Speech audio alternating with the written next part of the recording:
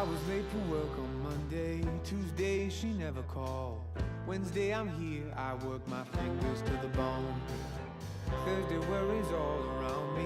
Friday, I can barely breathe. I need a cure for the hurt that's ailing me. You can feel no pain when your feet start moving.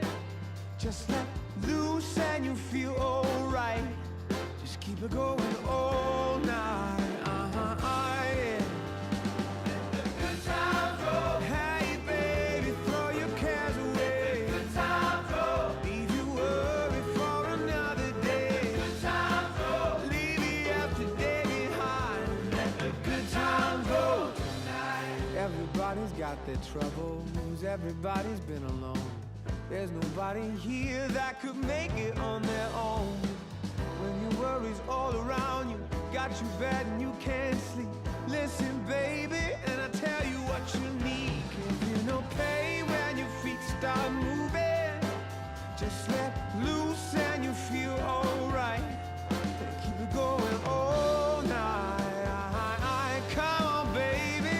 The good times roll. Everybody throw your cares away. The good times roll. Leave your worry for another day. The good times roll. Leave yesterday behind. Let the good times roll tonight.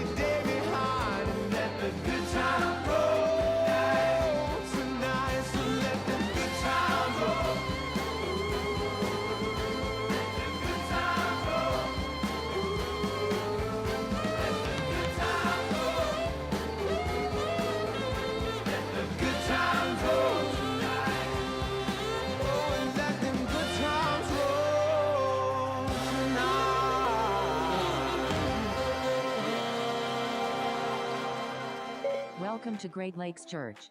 This isn't your average week. We're changing up our service order, so if you're in the lobby, get that sweet tushy into one of our auditoriums ASAP.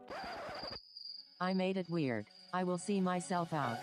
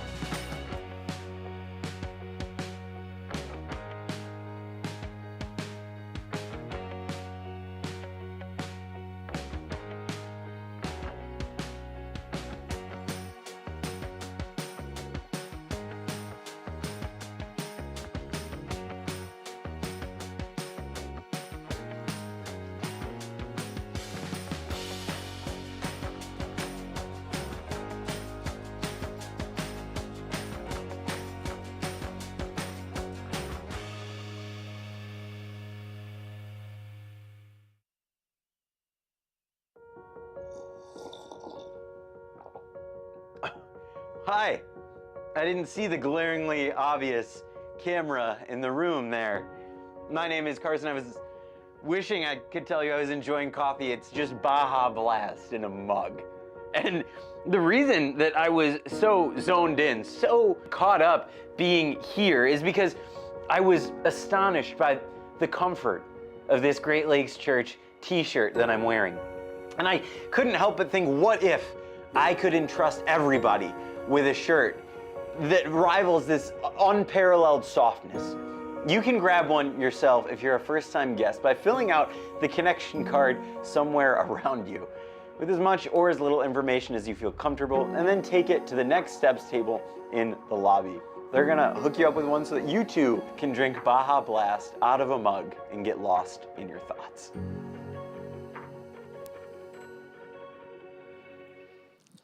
Good morning, Great Lakes Church. How's it going?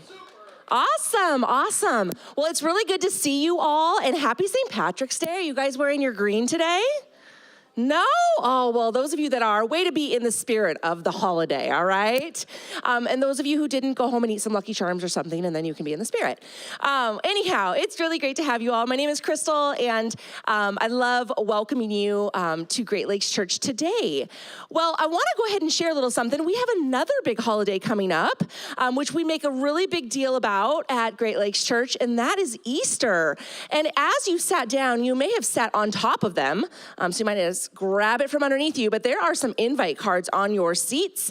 On one side, it talks about our Good Wednesday service that is happening on Wednesday before Easter on the 27th of March, 5 p.m. and 7 p.m. And you know, Good Friday, obviously that's a holiday. We already meet on Wednesday, so we're gonna celebrate that a couple days prior. And then on the other side, it talks about our Easter services, which happen to be Easter in the City. It's gonna be at Ruther High School, where we had our Christmas services, if you were there at one of those. And that's March 31st, 9 a.m. and 11 a.m. And these little cards, they're more than just something for you to sit on. These are for you to take home with you, to use as a reminder, but more importantly, they're really for you to extend an invite to somebody. Typically for Christmas, Easter, those big holidays, people are so much more inclined to come to church. And so it's a little easier to extend an invite. Invite your neighbors, friends, coworkers. Trust me, somebody needs to come to church this year and have the start of their life change begin and their connection with Jesus. And so we hope that you will take some time to pray about that, think about it, and take a couple of these. If you want some extras, we have them at our Next Steps desk. We'd love for you to participate in that way. In just a little bit, you're gonna hear a life change story from somebody named Steve, that's a GLCer, and he's gonna talk about the way Jesus has worked in his life, and we just hope that that's a time for you to be reflective of what Jesus has done in your own life or what you still need him to do. And so when that video comes on, you guys can go ahead and take a seat afterwards. We're thankful you're here, and we hope you enjoy the music. Good morning, everybody. If you want to stand, you can. If you're able to, please stand up.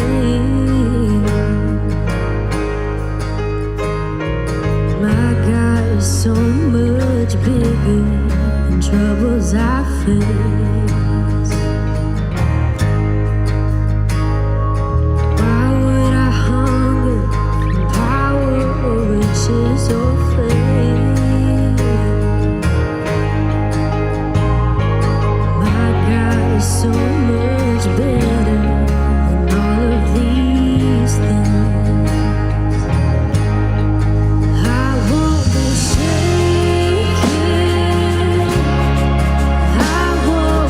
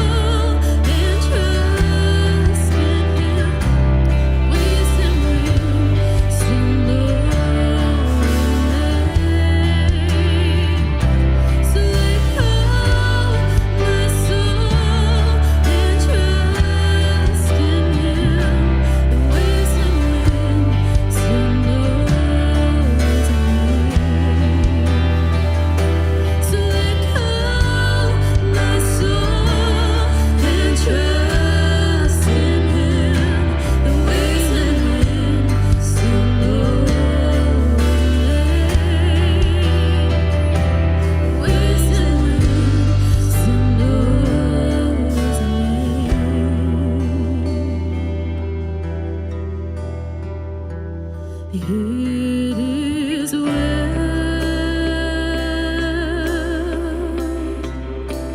with my soul.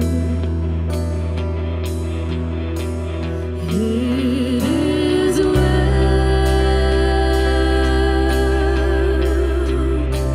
with my soul.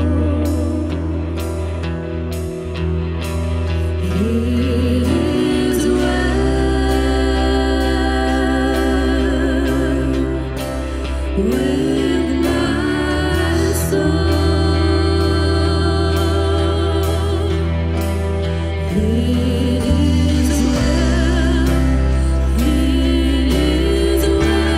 is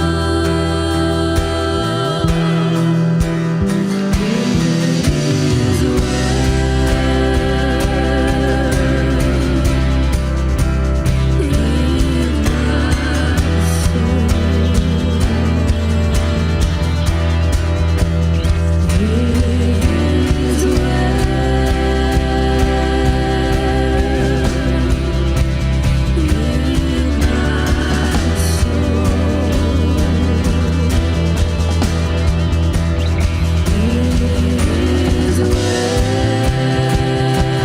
is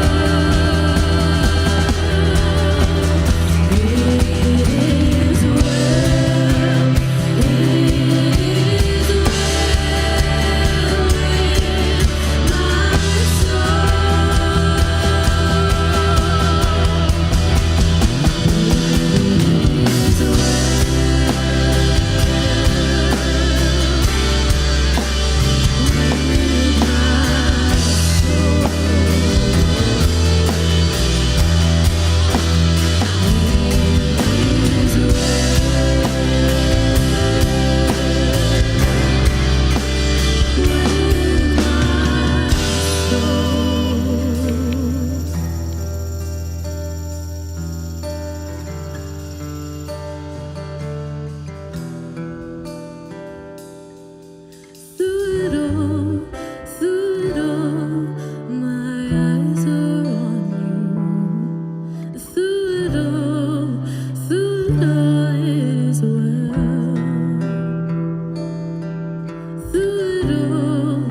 Through it all, my eyes are on you. It is well with me.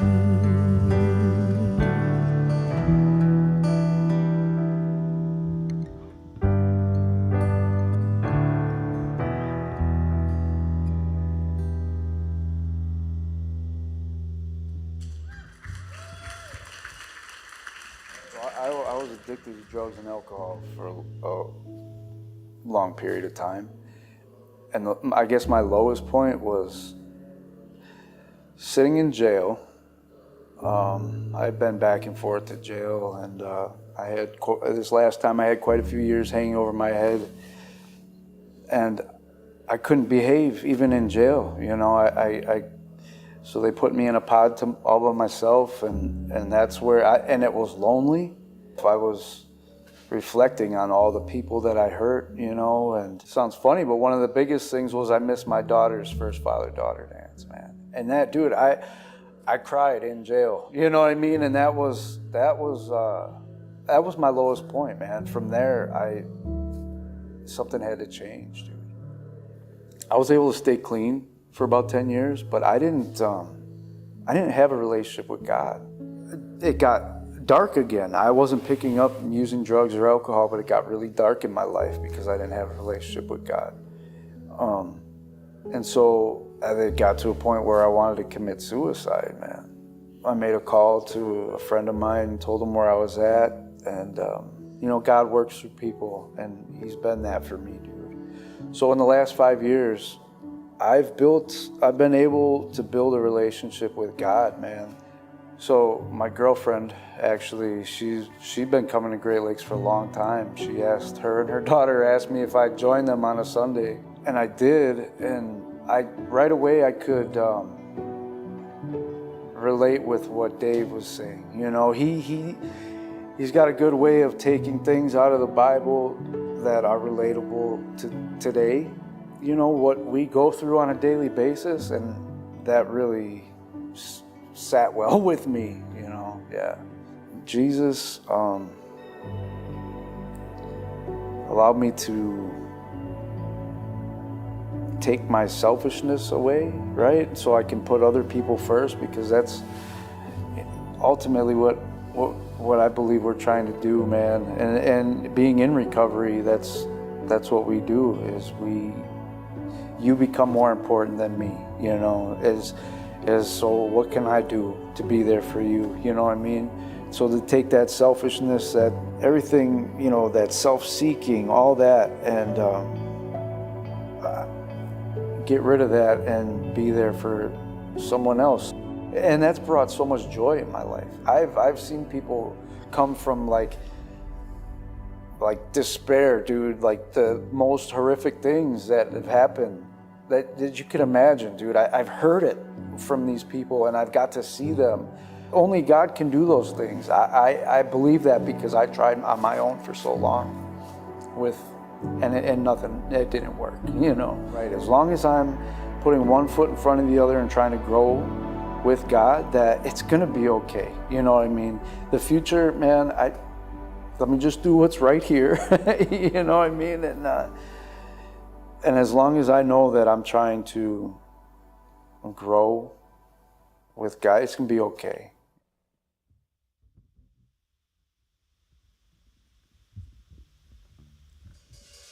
As we reflect on that video, please stand if you're able to and sing this last song with us.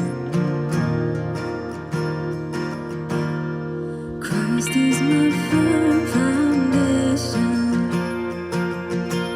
the rock on which I stand, when everything around me is shaking.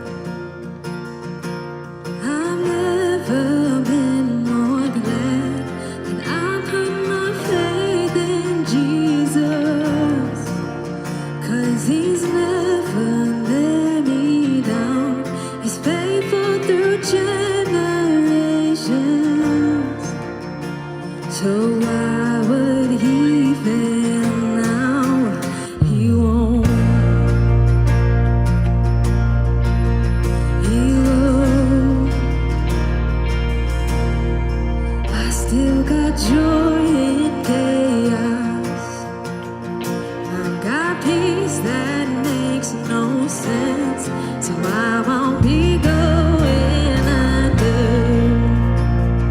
I'm not held by my own strength, 'cause I build my life on Jesus, 'cause he's never let me down. He's faithful in every season. So why would he fail now? He won't.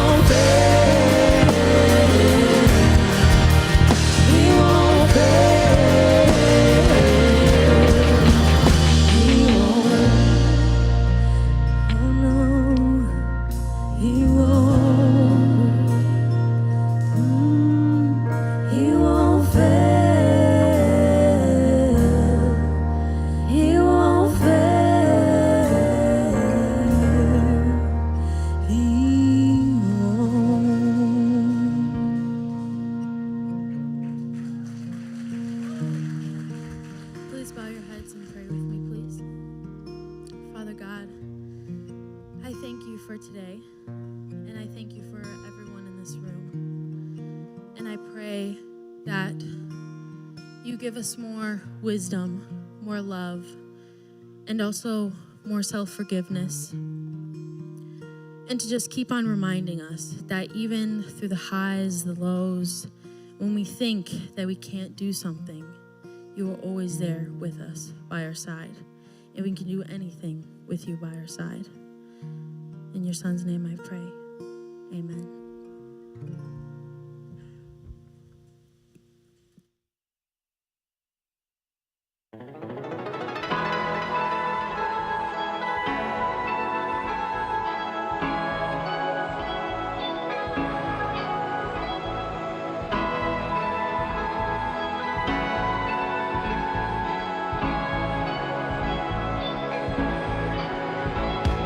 Blossoms grace the trees, spring without permission rages on again.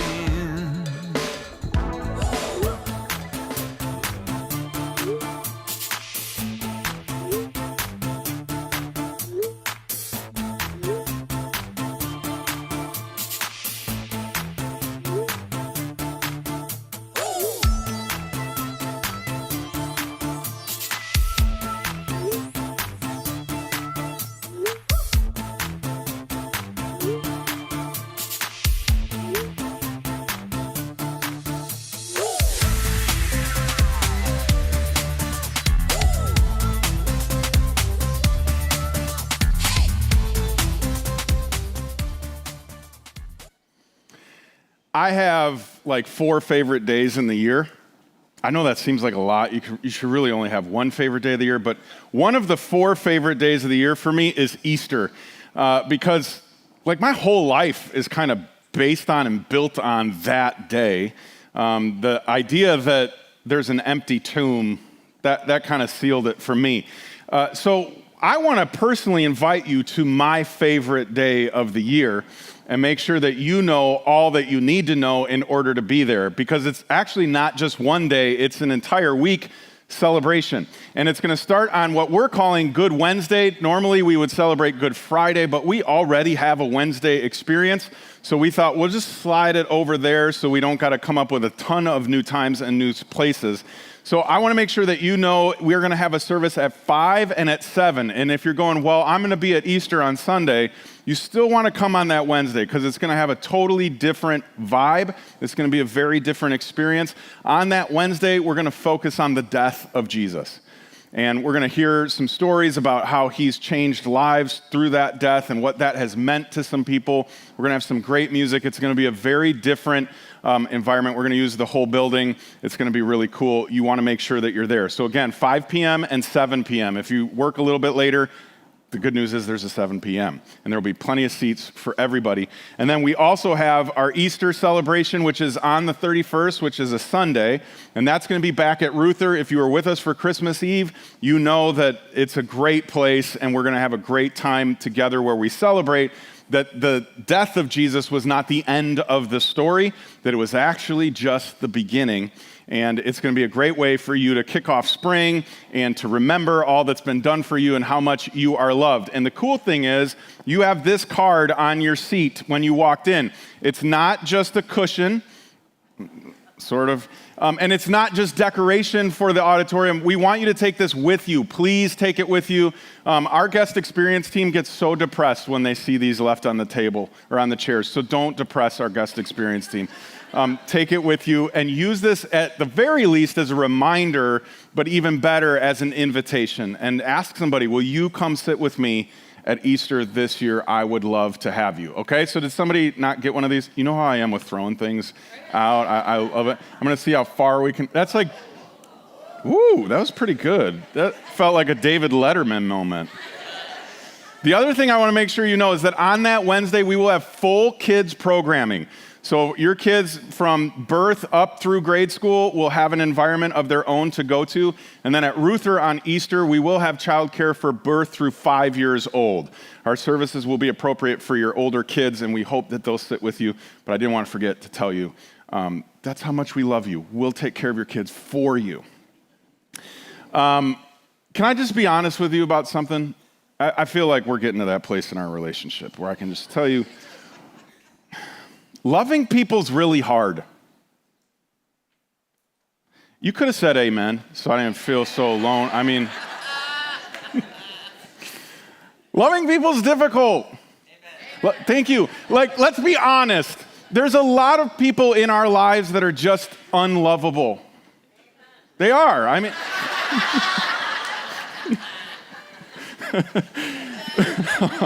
I gotta get my composure back here with it. Some people in our lives are mean, and they're arrogant, and they're angry. And it's really difficult to love people that are like that. When it doesn't feel like there's any chance of them giving that back to us, we start to feel like, well, what's the point?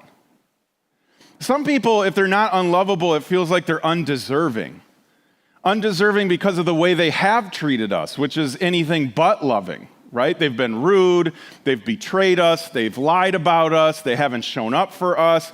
Like, it's not this mutual thing. So it feels like, why should I keep holding up my end of the bargain when that person isn't going to hold up their end of the bargain? For better or worse, a lot of the times when we talk about love, it's a very conditional love. And the condition is the person we're loving. Like, if they do things right, if they do things well, then we will continue to love them. If they don't, I'm not going to waste my time. And the other part of it for me is that just sometimes I just don't feel loving. Like, I've had a bad day, or I'm exhausted, or I've been loving people well for a while, and I feel like, don't I get a turn to just kind of be without the people and loving people? Like, I don't feel like loving people. I'm not feeling it. A lot of us, for a lot of our lives, have relegated love to this feeling. And if we've got the bubbly guts, if the butterflies are flying around in here, then we feel love. But when I read Paul's list that we've looked at for the last several weeks, when he's defining love, he doesn't ever say love is a feeling. He seems to indicate that love is something else. And every time I start thinking about this idea, I come back to one of my favorite movies of all time. It's called Dan in Real Life. And you'll recognize the main actor. He's from the show The Office, but he plays a dad, and the mom has passed away, and so he's raising his girls all on his own, and they go to a family cabin with his extended family, and he realizes that one of his daughters has snuck her boyfriend up to the cabin, and he catches them making out by the river. And so the scene we're going to jump into is him sending said boyfriend home. Take a look. Howard is going to drive you to the bus. We called your aunt. She'll be waiting for you in Boston. Yes, sir. Look, I'm not your parent, but I think you should know love is a dangerous feeling. No, sir. Are you arguing with me? No, I'm... It's just... El amor no es un sentimiento, es una habilidad. Love is not a feeling, it's an ability. Who told you that? Made it up, Mr. Burns.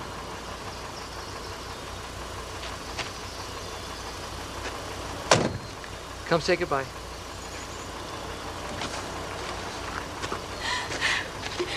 Window. I miss you so much, Dad. She'll see him again soon enough.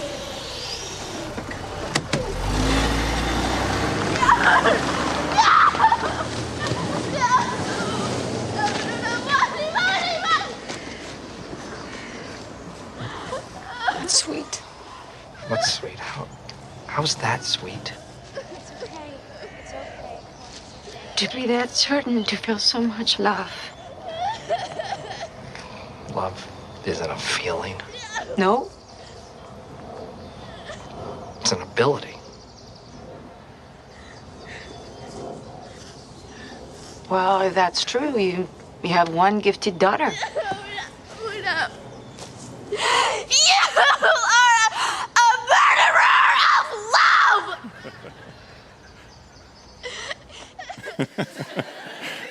You are a murderer of love. That was my favorite line. But that kid can say all he wants, that he made it up, but he stole it from God.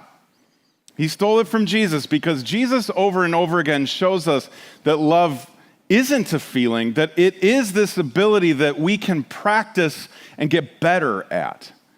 Because when you look at this list that we're going to review in a minute that Paul writes out, it's all things that we can do and not do. It's things that we can play out every day, all day in our life and try to get a little bit more like Jesus as we go.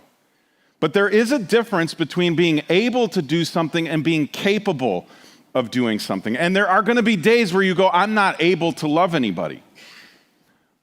But you are capable still, even when you feel in that moment you're not able. Let me give you an example of how this works.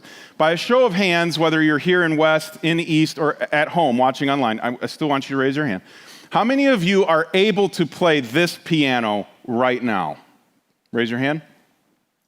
Yeah, this is what I expected. There's like 2. And you're not raising your hand very high because you're a little worried I'm going to call you up here.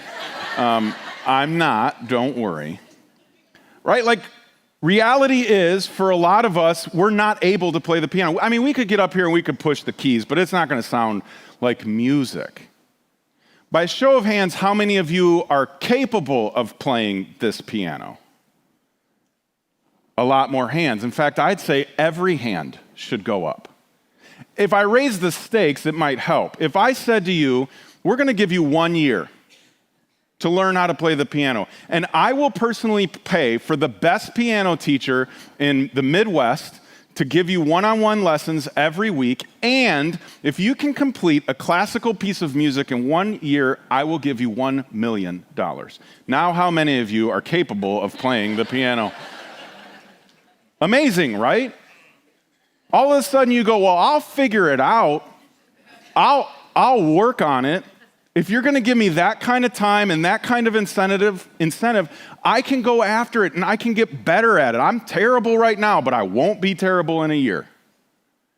What if there are moments where Jesus looks at you and he looks at me and he goes, you may not feel able, but you're capable, so work on it. Put in the effort. Show up. Learn the things that Paul uses to define what love is and focus on giving those things to someone every day, all day. Because if we're going to trust our feelings, we're going to be in trouble. Because our feelings are fickle. You remember what it was like when you were in high school and you were in love like that young lady in the movie? 3 weeks later, you were in love with somebody else, though. Right? Like, our feelings shift. For a lot of us, when it comes to sports, we are really excited about our football team right now. Until we get to like October. And then all of a sudden, that feeling has shifted because reality set in, right? You felt this way when you bought your car. Best car ever. You loved it. 2 years later, you're like, I kind of love that other one a little more. Right? Like, it just shifts. So if as Christians, we're going to just trust our feelings all the time, we might be in trouble. And if our goal is to make sure that when we ask somebody else what they think of Christians, if we want them to say, well, they're loving people, we cannot trust our feelings. Because you will have feelings about that person that may not be overly loving. So I settle on this idea. With love, there are no breaks. There's no days off. There's no, I'm not feeling it. There's no, you don't understand. It's just, this is what should define us as followers of Jesus. Because it's what defines Jesus. Remember what John said. John said that God is love. Jesus is God. So Jesus is love. And Paul started to lay all that out. Love is patient, love is kind. And then at the conclusion of the paragraph that we've been moving ever so incrementally through, this is what Paul says to wrap it all up. He says, love never gives up. It never loses faith, is always hopeful, and endures through every circumstance. Now these words, never, never, always, every, those are infinite words. Meaning there is no time, there is no place There is no word, there is no person that doesn't fit underneath those umbrellas. There's never a time that isn't part of never. There's never a day where you can say, this is the one day, because it said never, or it said always. And we so often, we want to just ebb and flow all the time. And what Paul says is, listen, if you're going to take this seriously, if you're going to be loving, understand it's an everyday commitment. And that person that you're going to love, it's going to require you to look at the full timeline of their life. Their past, their present, and their future. Because when Paul says love never gives up, that's you looking back at the things they've done and the things they've said, and you believing that the next thing they do and the next thing they say could be different. So I'm not giving up on them based on their past. And I'm going to have faith in this moment, in them. And then I'm going to have hope for their future, right? Like this is why Paul says it never gives up. It's always these things. Because it looks at who they were, who they are, who they're going to be, and you are committed to loving them no matter what. For us, love is often conditional. But for Jesus, it's anything but. It's scandalously unconditional. And what's great about him is he never asks us to be anything or do anything or feel anything or think anything that he has not already done for us, that he hasn't already shown us. And he did this very thing with all of his disciples. I mean, his disciples were not what we would call the cream of the crop. I mean, he went out and he found kind of just average, at best, guys. At worst, some of them were literally scumbags. One of them, his name, we call him Matthew, but in the scriptures, oftentimes he's referred to as Levi. Here's what you need to know about Levi. Levi was a tax collector, a Jewish tax collector collecting taxes for the Roman Empire. The Romans had come in and occupied Israel and bringing their rules and their government and their taxes, and they get Jewish people to sit in booths and collect money from Jewish people. Now imagine how you would feel if you go by the tax booth and you see somebody that's your heritage taking your money and giving it to the bad guys. And to make matters worse, in order for Matthew to get any kind of salary, he'd have to pad that number. So the tax might be $10, but he's charging you 12 because he's got to eat. I mean, we love our tax guys here in America, don't we? Imagine what this situation would be like. And this is one of the first dudes that Jesus says, follow me. And I just imagine Levi in that booth going, me? You want to be friends with me? You want me to be part of your crew? Do you know what I've done? Do you know who I am? Jesus, there's no hope for me. But this is what Jesus says. He's walking along, he sees Levi, who's the son of Alphaeus, sitting at his tax collector's booth. Follow me and be my disciple, Jesus said to him. So Levi got up and followed him. Later, Levi invited Jesus and his disciples to his home as a dinner guest, along with many tax collectors. So Levi's got friends, and he invites all his friends and other disreputable sinners. All the bad guys in town go over to Levi's house to meet up with Jesus. There were many people of this kind, actually, among Jesus' followers. But when the teachers of religious law saw who were Pharisees, saw him eating, and they see him eating with tax collectors and other sinners, they ask him and his disciples, why does he eat with such scum? When Jesus heard this, he told them, healthy people don't need a doctor, sick people do. I've come to call not those who think they are righteous, but those who know they're sinners. If I were so bold sitting with Jesus, I would have pulled him aside and been like, Jesus, listen, if you really want to get this movement you're starting off the ground, these aren't the people to do it with. Those guys outside, those Pharisees, they're the influencers. Everybody respects them and looks up to them. At the very least, everybody fears them. So if you could get them to start saying how amazing you are, and you could get them to start telling people to follow you, this would blow up. You'd be a worldwide sensation in no time. And Jesus goes, yeah, but I didn't come for them. I came for them. I came for the people who are unlovable. I came for the people who are undeserving. I won't give up on them because I love them. And I would have been like, really? Jesus would probably go, yeah, because I love you too. Now just imagine for a minute being in that room, having Jesus himself come to your defense. And you don't make any bones about who you are, what you've done, right? Like you're fine telling people like, yeah, I'm not the greatest person in the world. But you don't need to be reminded of that all day, every day.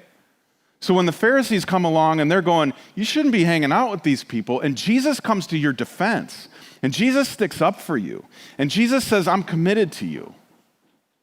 Well, that changes everything. That changes everything right now. It certainly changes everything down the road, and it probably changes how you interpret what has been in your life.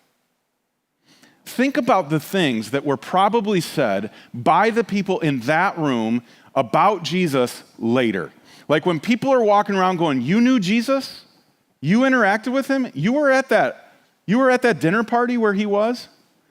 I bet they would say things like this. He helped me. He believed in me. When nobody else believed in me, he did. He encouraged me. Nobody has hope for me in my life, but he did. And he never left me. Never. In fact, they killed him. And he came back for me. This is what made Jesus so different, is that he loved people to the point where their perspective on life shifted. And if they didn't say these things, here's my guess. They probably said these things. Jesus is patient and kind. He's not jealous or boastful or proud or rude. Jesus does not demand his own way. Jesus is not irritable, and he keeps no record of being wronged. Jesus does not rejoice about injustice, but rejoices whenever the truth wins out. Jesus never gives up, never loses faith, is always hopeful, and endures through every circumstance. You see, this chapter is more than what should be read at weddings. It's a profile of who God is and who he invites you to be. And who he is never ceases.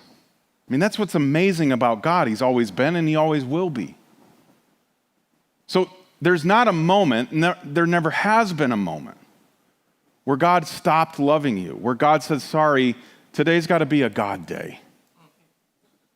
Or you kind of ticked me off today, so I'll revisit the love thing in a couple weeks. He's just so committed to you, and he's so hopeful for you, and he endures through every circumstance. And he's patient. He'll wait for you, and he's kind. He's not going to beat you up, and he's not irritable, so he's not going to get mad at you super fast. He's all of these things. And then he says, follow me. He says this to you, just like he did to Levi, follow me. And here's what following me means. It means that you should love people. And know this, that with love, there are no breaks. there are no days off. There are no days where we say we don't feel it today. This should be true of every relationship in your life. Again, we've taken this passage from Paul and we usually put it in weddings, and so we think this is just about weddings, and to a degree it is. We should love our spouse like Jesus loves us. But you should love your coworkers that way too. And your children, and your neighbors, and the people in your row, and the people you don't like, and the people who don't deserve it, and the people who are so unloving. They get this too. Because knowing that you're loved is the greatest human need, without a doubt. I mean, sometimes we focus on other things like, well, I need some money, or I need a bigger house, or I need a better relationship, or whatever. But at the end, what we're all striving for is to know that we're loved by somebody else. Here's the tragic news. 52% of the world hears it on a regular basis. Now, you might be sitting there going, well, that's pretty good. I mean, 52%, that's just a little more than half. But that also means that 48% of the world never hears it. Let me give you an illustration that will put this crystal clear for you. I have 4 sons. If I said that 50% of them hear they're loved every day, 50% of them don't, you'd say, you're a terrible dad. Come on, man, you got to get with it here. You got to step up.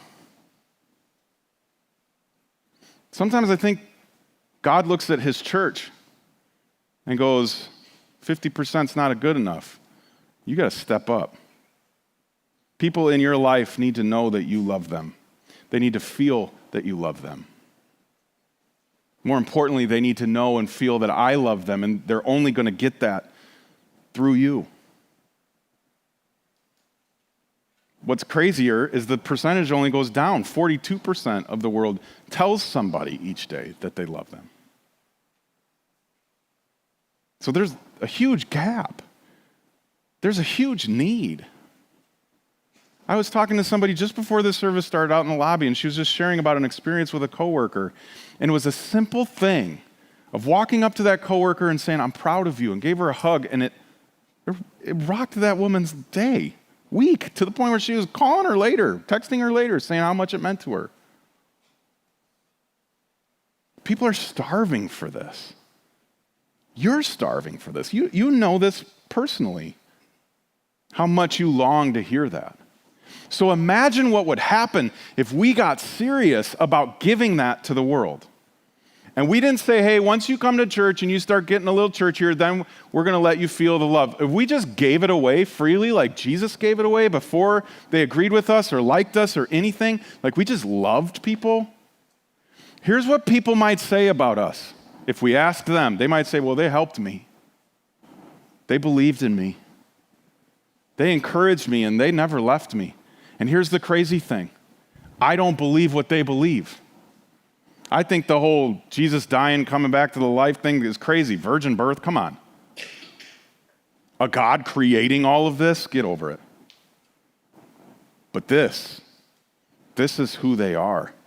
And then you watch a couple weeks later, a couple months later, a few years later, they might start going, I'm starting to rethink the whole it's all hooey thing. Because they've been so consistent, they've showed up so regularly and loved me so faithfully. The only rational explanation is supernatural. Because that's not natural for a human being to love that kind of way. We could get them to say, they love me. And eventually, they might say, he loves me. When we ask people about us, when unchurched folks, and for some of you, I know this is you here, we want you to know that when we come to you and we ask you what you think about Christians and about church people and people that follow Jesus, our hope, our greatest hope is that you would say, they love crazy.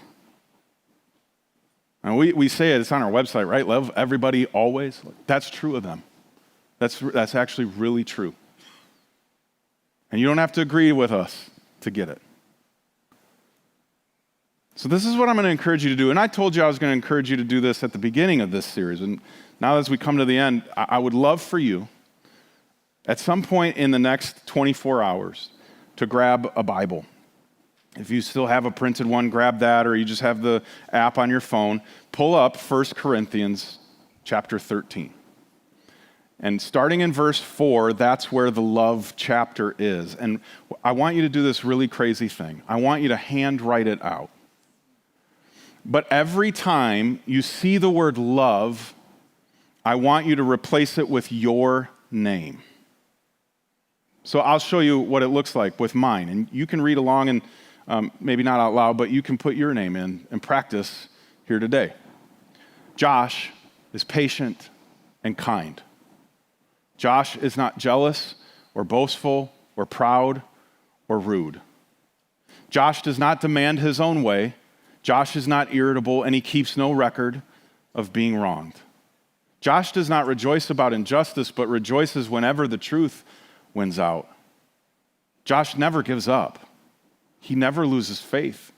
He's always hopeful and endures through every circumstance. And you get to the end of that last sentence and you put the period in. The next step is that true of me? If I asked them, is this what they would say? I hope so. And then we simply turn to God and say, help me, please. Because I don't feel it. It's not natural. I need you to get me there.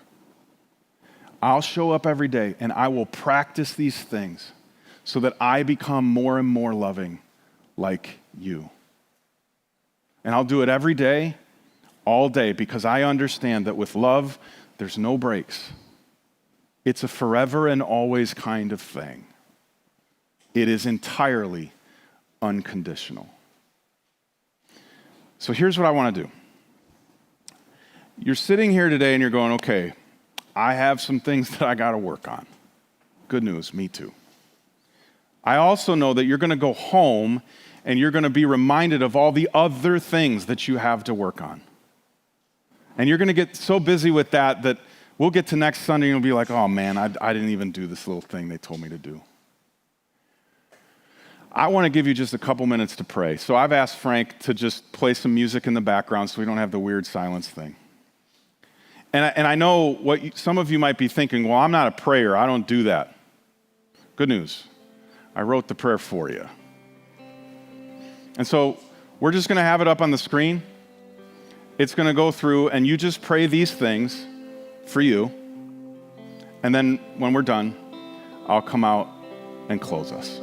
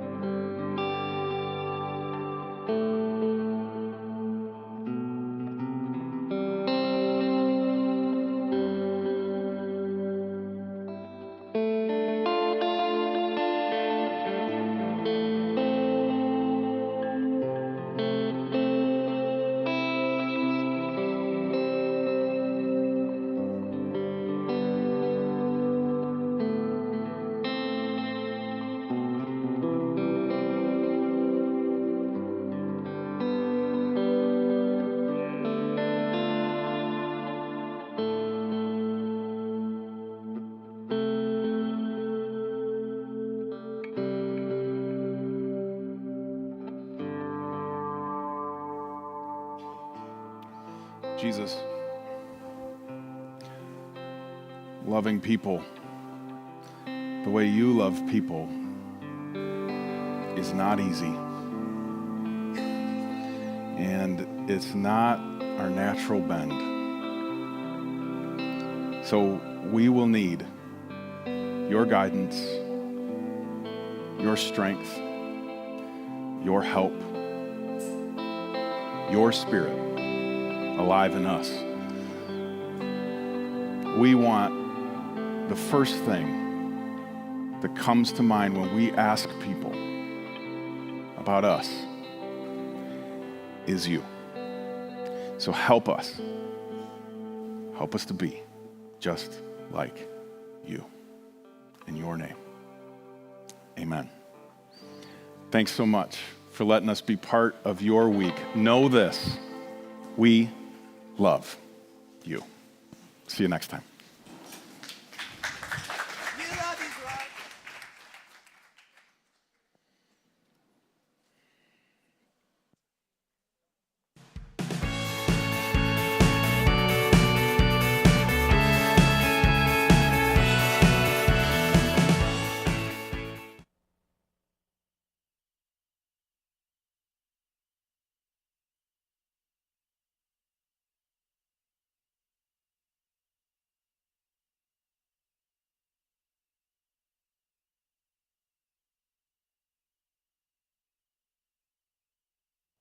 Your love is like hard medicine. There's nothing better than your remedy when you're next to me or hard.